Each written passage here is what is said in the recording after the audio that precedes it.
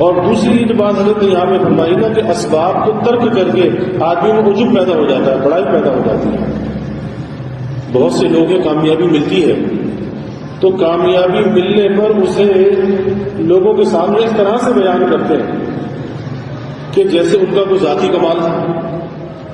ارے بھائی اگر کوئی کامیابی ملی ہے تو یہ سوچو کس کی طرف سے ملی ہے؟ اللہ کی طرف سے ملی ہے، اور جب اللہ کی طرف سے ملی ہے تو یہ تو کہو کہ اللہ نے مجھے یہ کامیابی دی ہے۔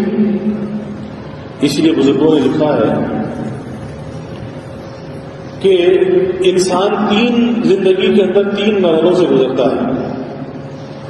جب اللہ کے راستے میں چلنا شروع کرتا ہے تو پہلے تو یہی کیفیت ہوتی ہے کہ ہر چیز میں میری وجہ سے جیسے وہ بابا بلے شاہ نے کہا نہ کر بندیا میری تو مٹی دی تیری، تیری کیا حیثیت ہے؟ تو مٹی کا ڈھیر ہے کہ یہاں سے جان نکلی اور بس مٹی کا ڈھیر۔ تو کہتا میری کہاں سے میری؟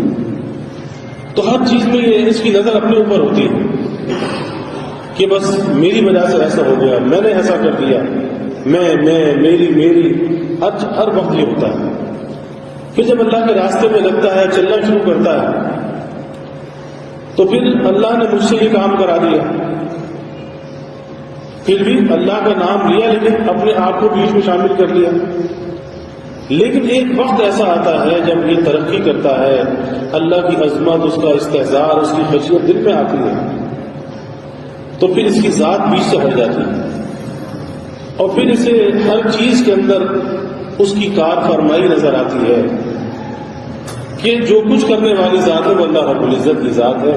پھر اس کی ہستی بیچ سے نکل جاتی ہے، پھر کہتا ہے کہ اللہ نے کرا دیا، اللہ نے کامیابی دے دی، اور دل کے اندر یہ بات ہوتی ہے کہ میں یہ نہیں کر سکتا تھا، میرے بس کی بات نہیں تھی، اللہ نے یہ کام کرا دیا۔ تو پھر وہاں پر اس کی ذات بیچ سے نکل جاتی ہے، بس اللہ کا استحضار باقی رہ جاتا ہے۔ اور یہی مطلوب ہے کہ انسان زندگی اس طرح سے گزارے، اس طرح سے اپنے آپ کو بنائے، اس طرح سے اپنے باطن کو سنوارے کہ اس کے اندر کی جو میں ہے نا یہ ختم ہو جائے۔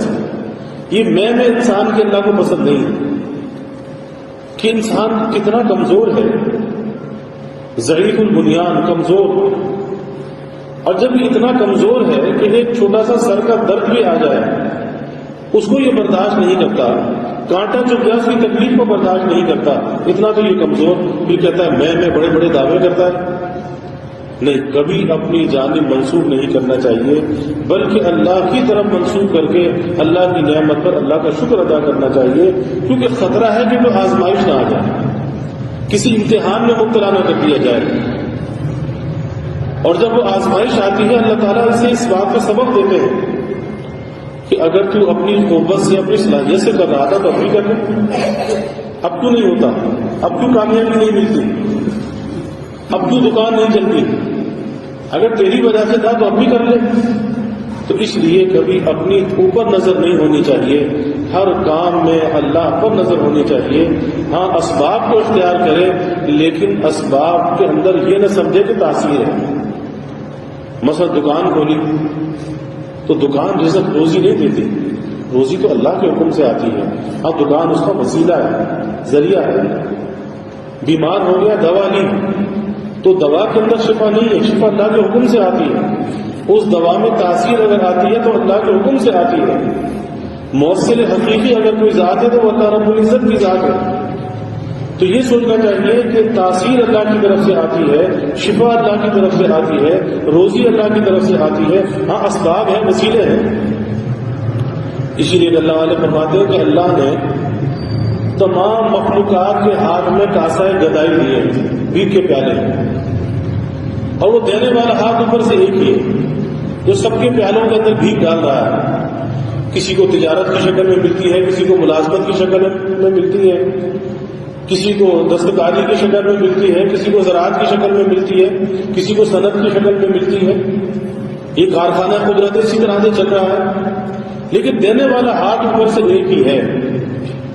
تو یہ دھوکہ ہے کہ ہمیں ملنے والا رزق تو نظر آئے، نعمت تو نظر آئے، لیکن وہ دینے والا ہاتھ نظر نہ آئے، وہ منعم نظر نہ آئے، نظر اتنی محدود ہو جائے، کوتا ہو جائے کہ نعمت تک محدود رہے اور منعم تک نہ جائے۔